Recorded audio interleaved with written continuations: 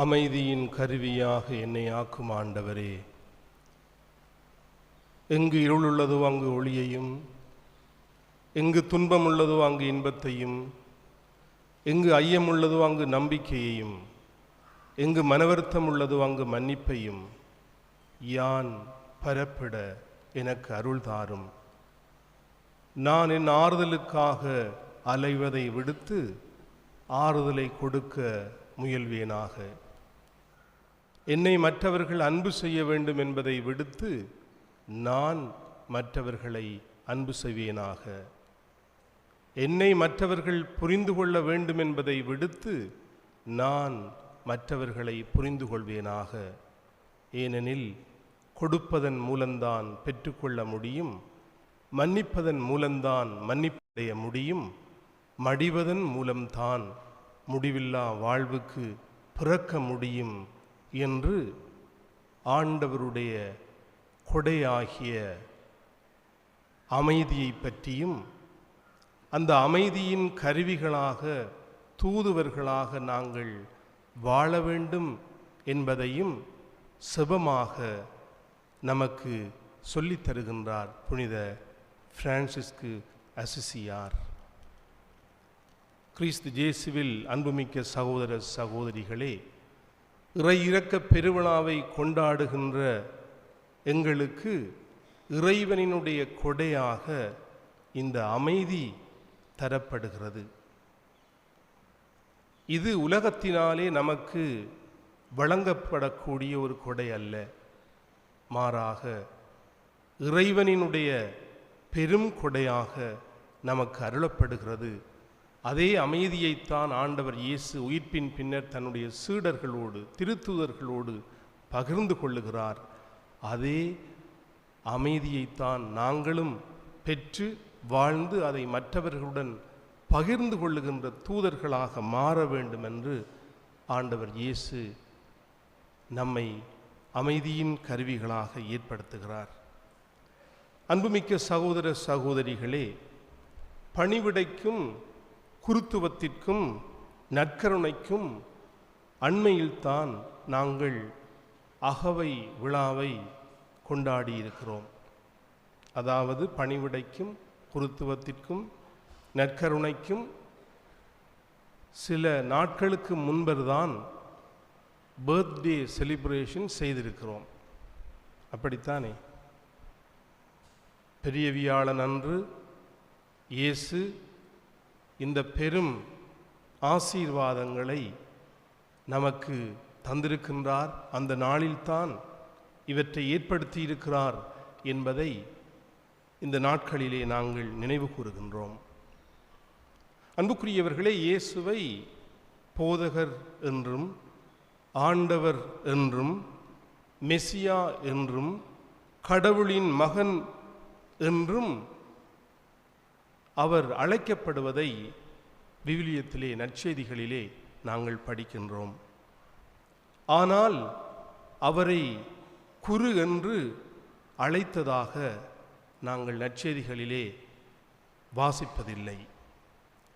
அதற்கு காரணம் என்ன என்று சிந்திக்கின்ற போது, இயேசு வரை எவ்வாறான ஒரு குருத்துவம் வாழப்பட்டது என்றால், அதாவது யூத சமயத்திலே தான் இந்த குருத்துவம் இருந்திருக்கிறது. இயேசு ஒரு யூதனாக இருக்கின்றார். அவருடைய அந்த சமய வாழ்விலே, ஆன்மீக வாழ்விலே, தன்னுடைய நாளாந்த அனுபவத்திலே அதனைத்தான் காணுகிறார். அவர் வாழ்ந்த காலத்திலே ஆசாரிய குருத்துவம் இருந்தது, வெறும் சடங்கு நிலை குருத்துவமே இருந்தது, ஒரு அந்தஸ்தை பெறுகின்ற குருத்துவமே இருந்து வந்திருக்கிறது என்பதை நாங்கள் பார்க்கின்றோம். அதனைத்தான் இயேசு தன்னுடைய போதனைகளிலும் நடவடிக்கைகளிலும் வெளிப்படுத்துவதை நாங்கள் பார்க்கிறோம். இத்தகைய ஒரு குருத்துவத்தை இயேசு வெறுக்கிறார் என்றுதான் நற்செய்தியின் மூலமாக நாங்கள் புரிந்து கொள்ளக்கூடியதாக இருக்கிறது. எனவேதான் இயேசு பணிநிலை குருத்துவத்தை ஏற்படுத்துகிறார். பாதம் கழுவும் குருத்துவத்தை ஏற்படுத்துகிறார். பணிவிடை புரியும் குருத்துவத்தை ஏற்படுத்துகிறார். பாதம் கழுவி பணிவிடை புரியும் குருத்துவத்தை இயேசு விரும்புகின்றார், அதனை அங்கீகரிக்கின்றார், அதனை தன்னுடைய வாழ்க்கையின் முறையினூடாக வெளிப்படுத்துகின்றார். ஆடு மாடுகளை பழைய ஏற்பாட்டிலே நாங்கள் பார்ப்பது போல, இயேசுவினுடைய காலத்திலே நாங்கள் பார்ப்பது போல, இந்த கால்நடைகளை பலியாக்கும் குருத்துவத்தை எடுத்துவிட்டு தம்மையே பலியாக்கும் குருத்துவத்தை அவர் அறிமுகம் செய்து வைக்கின்றார். இயேசுவே வேள்வி பொருளாகவும், அதாவது வேள்வி திருமகனாகவும் மாறுவதை நாங்கள் அவருடைய போதனைகளிலே, படிப்பினைகளிலே, வாழ்வினிலே பார்க்கக்கூடியதாக இருக்கிறது. ஆகவேதான் இயேசு தாம் கொலை செய்யப்பட போகிறார் என்பதை முன்கூட்டியே அறிந்தவராக ஓர் உயிலை எழுதி வைக்கின்றார். இறப்பதற்கு முன்பதாக எழுதி வைக்கின்ற அந்த விடயத்தை, தங்களுடைய இறப்பின் பின்னர் என்ன செய்யப்பட வேண்டும் என்பதை எழுதி வைக்கின்ற அந்த விடயத்தை உயில் எழுதி வைத்தல் என்று கூறுகிறோம். நம்முடைய திருத்தந்தையும் தம்முடைய இறப்புக்கு முன்பதாக 2022ஆம் ஆண்டு தான் இறந்த பின்னர் என்ன செய்யப்பட வேண்டும் என்பதை எழுதி வைத்தார். அதன்படி அவருடைய அடக்கச் சடங்கும் நேற்றைய நாளிலே நடைபெற்றது. அதே போல இயேசு உயில் எழுதி வைக்கின்றார். எப்படி? உயிர் சின்னங்களை அவர் தன்னுடைய திருத்தூதர்களோடு பகிர்ந்து கொள்வதை நாங்கள் பார்க்கிறோம். 1 பணிவிடை, 2 குருத்துவம், 3 நற்கருணை. நான் உங்களுடைய பணிவிடை புரிபவனாக இருக்கிறேன் என்று லூக்கா நற்செய்தி 22:27 கூறுவார். பணிவிடை பெறவல்ல, பணிவிடை புரிய வந்தேன் என்று பாதம் கழுவி அந்த வாழ்க்கை முறையை அவரும் வாழ்ந்து அதனை தொடர்ந்து ஆற்றுங்கள், செய்யுங்கள் என்று நமக்கு அறிவுரை பகர்கின்றார். அன்புக்குரியவர்களே, பணிவிடைக்கு பலமூட்டவே இயேசு குருத்துவத்தை ஏற்படுத்துகின்றார் என்பதை நாங்கள் அவருடைய வாழ்விலிருந்து பார்க்கிறோம். இந்த குருத்துவம் ஆளவும், அதிகாரம் செலுத்தவும், ஆட்சி செய்யவும் அல்ல. அப்படிப்பட்ட குருத்துவம் குவலயத்தில் இருக்கவும் இயேசு விரும்பவில்லை. ஆனால் பணிவிடை குருத்துவத்தில் இருந்து பிறந்ததே நாங்கள் வாழுகிற இந்த பணி குருத்துவம் என்பதை நாங்கள் சிந்திக்கக்கூடியதாக இருக்கிறது. அதன் வழியாக தம் உடனிருப்பை உறுதிப்படுத்த பரிவிலும், பகிர்தலிலும், பணியிலும், பணிவதிலும், பாசத்திலும் இந்த குருத்துவம் பரிணமிக்க வேண்டும் என்று அவர் வழி செய்தார், விரும்பினார். இத்தகைய குருத்துவத்தையே நாங்கள் வாழ அழைக்கப்பட்டிருக்கின்றோம். இத்தகைய குருத்துவத்திலே நீங்கள் பங்கேற்க அழைக்கப்பட்டிருக்கிறீர்கள் என்பதை இன்றைய நாளிலே நாங்கள் எண்ணி பார்க்கின்ற போது, இத்தகைய பணியை ஆண்டவர் இயேசு எங்களிடம், எங்கள் எல்லோரிடமும் ஒப்படைத்திருக்கிறார். இத்தகைய வாழ்க்கையை நாங்கள் வாழ வேண்டும் என்பதை இன்றைய நாளிலே நாங்கள் கொஞ்சம் ஆழமாக சிந்திக்கக்கூடியதாக இருக்கிறது. மறைந்த நம்முடைய அன்புக்குரிய திருத்தந்தை பிரான்சிஸ் இதற்கு ஒரு மிகச்சிறந்த எடுத்துக்காட்டாக இருக்கின்றார். அவருடைய செய்கைகள், அவருடைய சிறு சிறு போதனைகள், அவர் மக்களை சந்திக்கின்ற போது உரையாடுகின்ற விடயங்கள் அனைத்துமே இந்த விடயத்தை மையப்படுத்தி இருப்பதை நாங்கள் பார்க்கக்கூடியதாக இருக்கிறது. இரத்தின சுருக்கமாக இந்த கூட்டொருங்கி இயக்க என்ற விடயத்தை அவர் முன்னெடுக்கின்ற போது இந்த எண்ணம்தான் அவருடைய உள்ளத்திலே மையம் கொண்டிருந்தது என்பதை நாங்கள் எண்ணி பார்க்கக்கூடியதாக இருக்கிறது. அன்புக்குரியவர்களே, இன்று இறை இரக்க பெருவிழாவை கொண்டாடுகின்றோம். புனித பௌஸ்தீனா கொவெஸ்கோ என்ற புனிதைக்கு சாவு தோற்கடிக்கப்பட்டு விட்டது, மகளே அஞ்சாதே என்று இயேசு அவளுக்கு தைரியமூட்டுவதையும் அந்த உயிர்ப்பின் செய்தியை அவளோடு பகிர்ந்து கொள்வதையும் நாங்கள் அவளுடைய வாழ்விலிருந்து கண்டுகொள்ளுகிறோம். அதாவது இன்றைய இரக்க பெருவிழாவை நாங்கள் கொண்டாடுகின்ற போது இறைவனின் இயேசுவின் இரக்கத்தின் முகமாக அவள் வாழும்படியாக இயேசு அழைக்கின்றார். அவளூடாக இறைவனின் இயேசுவின் இரக்கத்தின் முகமாக நாங்கள் இருக்க வேண்டும் என்பதை இந்த நாள் நமக்கு நினைவுபடுத்துகிறது. அன்புக்குரியவர்களே, நம்முடைய மறைந்த திருத்தந்தை அவரை பற்றி பல விடயங்கள் சொல்லப்படுகின்றன. ஆனால் எல்லோரும் அவருடைய வாழ்விலே அவதானித்த ஒன்று என்னவென்றால், இறை இரக்கத்தின் முகமாக, இயேசுவின் இரக்கத்தின் முகமாக அவர் திகழ்ந்திருக்கிறார், வாழ்ந்திருக்கின்றார், தன்னுடைய வாழ்வையை அர்ப்பணித்திருக்கின்றார். அதனால் அன்னை தெரேசாள் கூறுவாள், இரக்கத்தான் பிறந்தோம், அதுவரை இரக்கத்துடன் இருப்போம் என்று கூறுவாள். இரக்கமுடையோர் பேறு பெற்றோர், ஏனெனில் அவர்கள் இரக்கம் பெறுவர் என்று ஆண்டவர் இயேசு தன்னுடைய மலைப்பொழிவிலே பகிர்ந்து கொள்வதை நாங்கள் இங்கு ஆழமாக சிந்திக்கக்கூடியதாக இருக்கிறது. நிறைவாக அன்புக்குரியவர்கள், இன்றைய நாளிலே எங்கள் அன்புக்குரிய அருட்தந்தை ஜஸ்டின் ஷவ் அடிகளார் கடந்த 25 ஆண்டுகளாக ஒரு நல்ல குருவாக வாழ்ந்திருக்கின்றார்.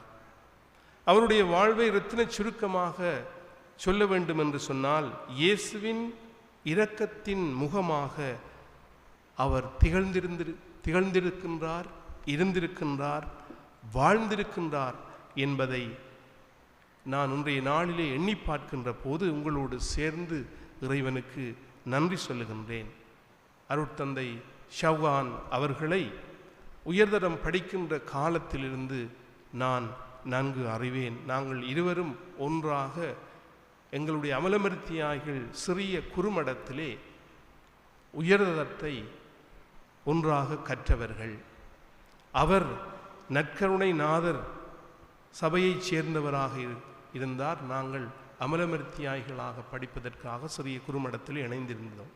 அவர்களுக்கு என்று தமிழிலே ஆரம்ப நிலையிலே கற்பதற்கு சிறிய குறுமடம் இல்லாத காரணத்தினாலே அவருடைய பொறுப்பாயிருந்த அருட்தந்தையர்கள் எங்களுடைய சிறிய குறுமடத்திலே அவரை இணைத்திருந்தார்கள்.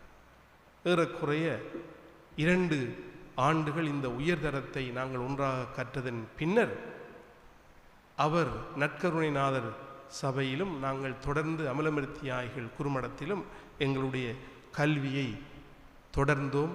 அதன் பின்னர் அவருடைய படிப்பின் காரணமாக ஒரு சில ஆண்டுகள் எனக்கு பின்னர் அவர் குருப்பட்டம் பெற்றார்.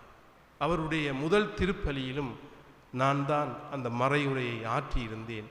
ஏதோ தெரியவில்லை, அவர் முதலாவது தன்னுடைய திருப்பலிக்கும் தன்னுடைய 25வது ஜூபிலி திருப்பலிக்கும் என்னை அழைத்திருக்கின்றார். 50வதிலே இருந்தால் சில வேளைகளிலே அழைப்பார் என்று நினைக்கின்றேன். அவர் இருப்பார், நான் இருந்தால் அழைப்பார். அன்புக்குரியவர்களே, அருட்தந்தை ஷவ்கான் அவர்களை பற்றி சொல்லுகின்ற போது அவர் மிக அன்பானவர், பொறுப்பு மிக்கவர், மிகவும் பொறுமை உள்ளவர், ஆழ்ந்த இறைப்பற்று உடையவர், மிகவும் கண்ணியமானவர், கடமை உணர்வு கொண்டவர். சுருக்கமாக இயேசுவின் இரக்கத்தின் முகமாய் அவர் இருந்திருக்கின்றார், விளங்கி இருக்கின்றார், வாழ்ந்திருக்கின்றார்.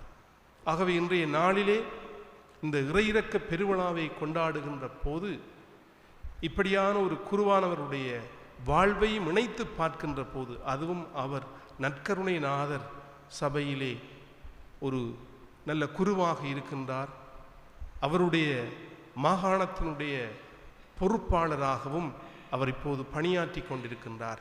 இவையெல்லாம் எதனை காட்டுகிறது என்று சொன்னால், அவரோடு நாங்கள் அனுபவித்த அந்த அன்பையும் அவர் வெளிப்படுத்தி வாழ்ந்த அந்த நம்பிக்கை வாழ்வையும் அவர் இயேசுவிலே கொண்டிருந்த அந்த நம்பிக்கையையும் அது சுட்டி காட்டுகிறது.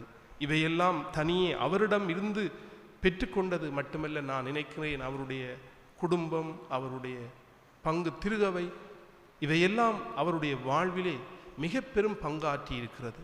எவ்வாறு இயேசுவுக்கு அன்னை மரியாளினுடைய ஆன்மீகம் உதவியாக இருந்ததோ, புனித சூசையப்பருடைய வாழ்க்கை முறை உதவியாக இருந்ததோ, அதே போல ஷவுகானுக்கும் அவருடைய குடும்பம், அவருடைய தாய் மிகவும் நெருக்கமானவர். தந்தை இழந்த நிலையிலும் தன்னுடைய பிள்ளைகளை மிகவும் நேரிய வழியிலும் இறைபற்று கொண்டவர்களாகவும், தனியே குருக்களாக துறவியாக இருக்கின்ற அருட்சகோதரியை மட்டுமல்ல, அனைத்து பிள்ளைகளையும் அந்த வழியிலே அவர் வழிநடத்தி வந்திருக்கின்றார். அந்த கனிகளைத்தான் இன்றைய நாளிலே நாங்கள் பார்க்கின்றோம். ஆகவே இன்றைய நாளிலே இந்த இறையிறக்க பெருவிழாவை கொண்டாடுகின்ற வேளையிலே இப்படியான ஒரு குருவை எங்கள் மத்தியிலே இறைவன் தந்ததற்காக நன்றி சொல்வோம். தொடர்ந்து அவரைப் போல, இயேசுவைப் போல நாங்களும் இயேசுவின், இறைவனின் இரக்கத்தின் முகமாக நாங்கள் விளங்க இறைவன் தொடர்ந்து எங்களை அமைதியின் கருவிகளாக, அமைதியின் தூதுவர்களாக வழிநடத்த வேண்டுமென்று இப்பலியிலே ஒருவருக்காகவும் சிறப்பாக அருட்தந்தை ஜஸ்டின் ஷவுகான் அவர்களுடைய கருத்துகளுக்காகவும் இறைவரம் வேண்டுவோம்.